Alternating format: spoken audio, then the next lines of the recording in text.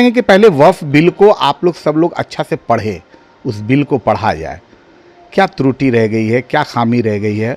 अगर कुछ ऐसी खामी रह भी गई होगी तो माननीय मुख्यमंत्री जी हैं अभी, वो सारी खामियों को, अभी भी ऐसी कोई बात रहेगी तो ज़रूर उसमें इम्प्लीमेंट का कोई ना कोई रास्ता निकलने का सवाल हो सकता है। ऐसा ऐसा थोड़ी कि उनके रहते हुए किसी चीज़ में किसी तरह से किसी आम पब्लिक को घबराने की कोई ज़रूरत नहीं है। गरीब और गयूर मुसलमानों को क्या फ़ायदा हुआ है? चंद ठेकेदारों का ही वक्फ पर कब्जा था और इस चंद लोगों के ही वजह से जो है ये इतना बड़ा मतलब जो है ये पूरा सिस्टम चल रहा था। तो इसको आम आवाम के बीच में लाने का काम किया गया। द ब्राइट इंडिया देख रहे हैं आप और मैं हूं असदुर रहमान। इन दिनों वक्फ कानून को लेकर लगातार सियासत तेज हो गई है और इस पर लगातार कई प्रतिक्रियाएं भी आ रही हैं। लोग सड़क पर उतरकर आंदोलन कर रहे हैं और प्रदर्शन कर रहे हैं। मेरे साथ इसी मुद्दे पर बातचीत के लिए जिला प्रवक्ता इम्तियाज़ हैदर साहब हैं जो जेडीयू से हैं। उनसे हम बात करते हैं, उनसे जानने की कोशिश करते हैं कि आखिर ये जो बदलाव किया गया है, लोग सड़क पर आ रहे हैं, प्रदर्शन कर रहे हैं, उसका जेडीयू का क्या स्टैंड है इस पर।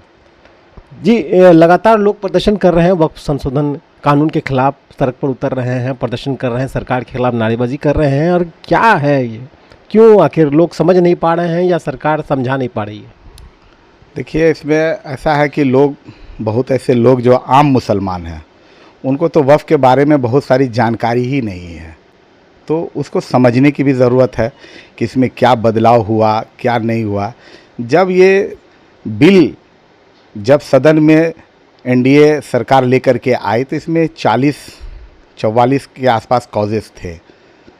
तो जब ये आया तो लोगों ने कहा कि नहीं, ये बिल सही नहीं है। तो इसको माननीय मुख्यमंत्री नीतीश कुमार जो जेडीयू के राष्ट्रीय अध्यक्ष हैं, उन्होंने और रामविलास पासवान जी की पार्टी चिराग पासवान ने इसको ज्वाइंट पार्लियामेंट्री कमीशन में भेज दिया। और भेज देने के बाद वहाँ पर इसके संशोधन पर बात होने लगी। सारे संशोधन को फिर निरस्त किया गया और 13 या 14 कॉजेज़ के साथ फिर ये पार्लियामेंट में 2 अप्रैल को आया। 2 अप्रैल को आने से पहले भी माननीय मुख्यमंत्री जी ने सभी इदारा शरिया, इमारत शरिया, मुस्लिम पर्सनल लॉ बोर्ड और दीगर तमाम मुस्लिम संगठनों से बातचीत लगातार करके उसके बाद इस बिल के लिए इसमें आए, सबसे मशवरा करते रहे हो। तो इसी बीच में मतलब उनका जो है ये है, और विपक्ष के द्वारा जो है लगातार इस पर जो है दिग्भ्रमित आम लोगों को किया जा रहा है। और जिसने आज तक किसी ने विपक्ष बताए तो सही कि हाँ, इसमें उसने कोई मशवरा भी दिया हो ज्वाइंट पार्लियामेंट्री कमीशन में, एक भी जेपीसी में उसने कोई मशवरा नहीं दिया। जितने सारे मशवरा है वो माननीय मुख्यमंत्री जी चिराग पासवान के द्वारा ही सारा मसले को रखा गया और इस सारे कॉजेज़ को इसमें से हटाने का काम किया गया। सवाल है, मंत्री लगातार सदन से कह रहे थे कि मुसलमानों को इसका फ़ायदा नहीं मिल रहा था, जिस कारण से इसमें जो है तब्दीलियाँ की जा रही हैं, बदलाव करने का ज़रूरत पड़ा। में देखिए ना भाई कि वक्फ की संपत्ति से आज तक गरीब और गयूर मुसलमानों को क्या फ़ायदा हुआ है? चंद ठेकेदारों का ही वक्फ पर कब्जा था और इस चंद लोगों के ही वजह से जो है ये इतना बड़ा मतलब जो है ये पूरा सिस्टम चल रहा था। तो इसको आम आवाम के बीच में लाने का काम किया गया है, इसको आम आवाम के बीच में लाया गया है कि इसको देखा जाए, सब लोग समझे इसको वक्फ की जायदाद सबकी जायदाद है। वो तो किसी ने दान किया है, वक्फ किया है, तो उसका फ़ायदा तो जाहिर सी बात है कि सभी यतीम, मिस्कीन, बेवा, किसी को तो इसका तो हक मिलना ही चाहिए। जो नहीं मिल रहा है, जिसके वजह से ही आज ऐसा ये हो रहा है, इस पर तो अपना इस्लाह तो खुद करना चाहिए ना। अच्छा, मुख्य रूप से कैसे लोगों को इसका फ़ायदा मिलना था? मुस्लिम ही लोग, कुछ लोग रह गए थे जो इस पर इनका कब्ज़ा था। हम लोग तो यही इतना दिन से देखे, किसी कोई बताए कि कोई यतीम, बेवा, किसी को कोई चीज़ दिया जा रहा हो, इसका मुआवजा मिल रहा हो, कभी तो हम लोग किसी का नहीं सुने हैं। बाकी क्या है तो लोग देखेगा, जान ही रहा है सब लोग। आम मुसलमान इस्लाह करे, इस पर सोचना चाहिए। अच्छा, कहीं ना कहीं लग रहा है कि ऐसी कमेटी जो चल रही थी वो लोगों तक फ़ायदा नहीं पहुंचाए, जिसका खामियाजा अब उन लोगों को भुगतना पड़ रहा है।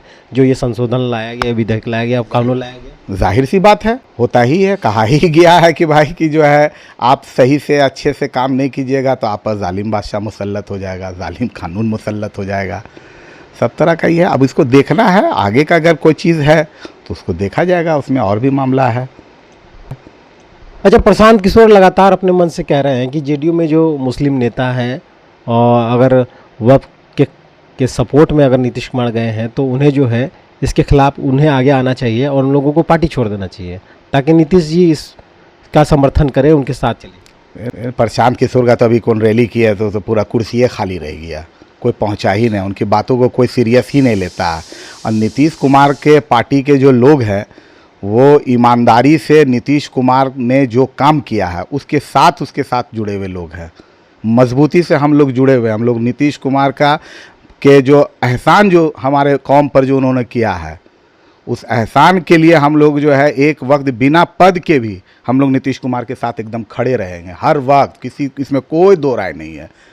9,445 कब्रिस्तान की घेराबंदी, मदरसा टीचरों को 7 पे कमीशन देना, बेवाओं को हमारे यहाँ जो है हमारी तलाकशुदा बेवाओं को 25,000 रुपया देना, ये सब काम जो है नीतीश कुमार का ऐतिहासिक काम है। उनके ऊपर कौन उंगली, उनके सेकुलरिज्म पर कौन उंगली उठा रहा है, कौन बता रहा है? नवासी के दंगाई और दंगाई को मुकुट पहनाने वाले वो उनके सेकुलरिज्म पर सवाल उठाएंगे। नीतीश कुमार के जो काम उन्होंने जो कर दिया है ना, वो इबारत में लिखी जाएगी, स्याही से लिखा गया। वो आने वाले दिन में ऐसा ना कोई काम करने वाला होगा और ना कोई ऐसा किया है ना कोई ऐसा करने वाला होगा जो काम उन्होंने मुसलमान। अभी देखिए, कल हम देख रहे थे कि फिर से जो है टोला सेवक का बहाली निकला तो तालीमी मरकज़ का भी बहाली निकला। हम आपके चैनल के माध्यम से बता देना चाहते हैं कि अभी कल बहाली आ गई है उसकी, लोग इस पर अब देखें, इसको तालीमी मरकज़ भी आया है साथ साथ। कहाँ मतलब जो है उन्होंने कोई पार्शलिटी बरता है। हमेशा हर चीज़ के लिए वफ़ को जितना उन्होंने अपने रीजन में संवारने का काम किया बिहार के अंदर में, उतना कौन सजाया है बिहार में वफ़ को? जाके अशोक राजपथ पर सब्ज़ी बाग में अंजुमन इस्लामिया को देखिए, क्या था वैसे जर्नल एक अंजुमन इस्लामिया था, उसको वफ़ में लाया, उसको उस प्रॉपर्टी को वफ़ में करवाया और वफ़ में करवाने के बाद अब फिर 63 करोड़ की लागत से उस भवन को बनाने का काम किया। ये है उनका काम। वक्फ कमेटी जो है कभी बताने की कोशिश नहीं की वक्फ की संपत्ति कितनी है, कहाँ जा रहा है, ये पैसा किसके इस्तेमाल में आ रहा है? कहाँ कभी तो हम लोग तो कोई जानकारी ने कभी ने बताना चाहिए, इस बारे में तो जानकारी होनी चाहिए ना भाई। आम आवाम को जब वफ़ को कहा जाता है कि अल्लाह की प्रॉपर्टी है तो इसकी तो जानकारी सभी को होना चाहिए। ये तो पहले से रखना चाहिए और पहले से रख के दे के रखना चाहिए लोगों को। इसका फ़ायदा भी पहुँचना चाहिए, पहुँचाना ही चाहिए लोगों को। अगर इसका फ़ायदा बड़े व्यापारियों को मिल रहा है तो इसे क्या करें? चंद ठेकेदारों के लिए कभी भी ये गवर्नमेंट कभी कोई काम ही नहीं करती है, खास करके नीतीश कुमार। 2% 4% के लिए कोई काम नहीं। आम पब्लिक के लिए, आम मास के लिए जो काम होता है उस काम पर नीतीश कुमार का ज़्यादा फोकस होता है। आम लोगों को, आम जन तक इसका फ़ायदा पहुंचना चाहिए, यही उनकी प्राथमिकता है। वफ़ की प्रॉपर्टी को उन्होंने तो लेकर के अभी जाके देखिए, सिरनिया जाफरगंज में जो है माइनॉरिटी स्कूल, माइनॉरिटी हॉस्टल, खेल भवन के लागत से जो है उसको बनाने का वो काम कर रहे हैं। वफ़ की प्रॉपर्टी थी, वफ़ की प्रॉपर्टी को ले करके उन्होंने मुसलमानों को 64 करोड़ या 65 करोड़ की लागत से स्कूल, खेल भवन, 560 बेड का हॉस्टल देने का काम किया है। और वफ़ को 3,05,000 रुपया इनाम और रुपया भी देंगे, मुआवजा भी वो देंगे उस ज़मीन के एवज़ में। तो कहाँ वो मतलब जो है वफ़ के कभी ख़िलाफ़ रहे हैं या वफ़ की संपत्ति को लूटने का? अरे वफ़ की संपत्ति से काम होना चाहिए। हम तो आलिमों का भी बहुत सारा बयान सुन रहे हैं, आलिम जो है बड़े आलिम, हम लोग तो आलिम नहीं हैं, लेकिन आलिमों का बयान सुन रहे हैं कि भाई वफ़ की प्रॉपर्टी से आज तक कभी कुछ हुआ ही नहीं। लीज़ का नियम था, लीज़ के नियम से सब लोग लिए हैं, अब उसमें तो सभी का अधिकार है, हिंदू हो मुसलमान हो सब ले सकते हैं। उसी क्रम में उनको दिया गया तभी ना वो लिए हैं, कोई ना कोई दिया है तो गलत है। अब कैसे कैसे दिया गया है, उनका क्या नियम कहता है, उस नियम के तहत में जो है अपने हिसाब से वो काम किए होंगे। अब कैसे कैसे किया उसका जांच होना चाहिए, देखे होंगे। बनने के बाद तो जांच होगी इसकी।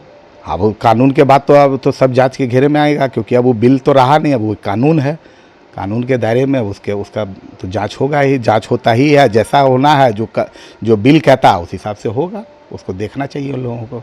तो लोग जो सड़क पर आ रहे हैं तो कहीं ना कहीं लगता है कि लोग अनजान। देखिए, विपक्ष ने उसको किया है कि दिग्भ्रमित कर दिया कि आपकी मस्जिदें में ताला लग जाएगा, आपके कब्रिस्तानों में ताला लगा दिया जाएगा, आपकी खानकाहों में ताला लग जाएगा। ऐसी कहीं कोई बात नहीं है। जो मुख्यमंत्री 9000 कब्रिस्तान की घेराबंदी करा दिया कि कोई ऐसा खानका नहीं है जिसमें उन्होंने 25 करोड़ 30 करोड़ रुपया के लागत से जो है पैसा नहीं दिया है, उसमें बिल्डिंगें नहीं बनाई है। मस्जिद मंदिर जो मस्जिद के साथ साथ मंदिर का घेराबंदी करते, सबको सुरक्षित रखने का काम उनका विज़न है कि सब समाज सुरक्षित रहे। कब्रिस्तान लेके कितना बवाल होता था पहले, देखते ही थे, हम लोग के यहाँ था। ईदगाह कब्रिस्तान में लोग जाते थे तो कभी कभी कुछ ना कुछ हो जाता था। आज देखिए दोनों तरफ ताला लगा हुआ है, आम लोग अपना किसी को कोई मतलब नहीं है, अपना सब लोग अच्छे से आराम से, कोई इंतजार नहीं हो रहा, सब अच्छे से चल रहा है, कुछ नहीं है। तो आम लोगों के फ़ायदे के लिए ही ये सरकार का काम करने का मुख्य रीज़न यही रहता है उनका। आम लोगों को क्या समझाना चाहेंगे? आम लोगों को समझाना चाहेंगे कि पहले वक्फ बिल को आप लोग सब लोग अच्छा से पढ़े, उस बिल को पढ़ा जाए, क्या त्रुटि रह गई है, क्या खामी रह गई है।